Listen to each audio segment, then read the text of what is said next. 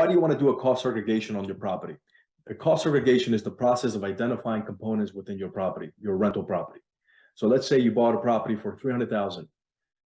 That includes the building and land, but you don't know what's included within that 300,000, what kind of components, what the values of the components of the properties are. So in order to identify property that we can accelerate depreciation on, take the depreciation a lot faster than 27.5 years and apply bonus depreciation, we can identify the 5-year property and the 15-year property.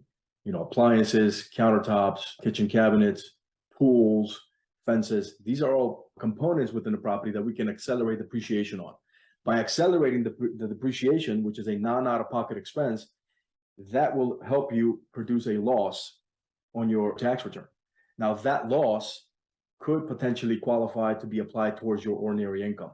So let's just say that you have a $200,000 loss here from real estate because of depreciation, and then you have a $200,000 income from wholesaling, right? Now you net the two. How much are you paying taxes? 0. Pretty cool, huh?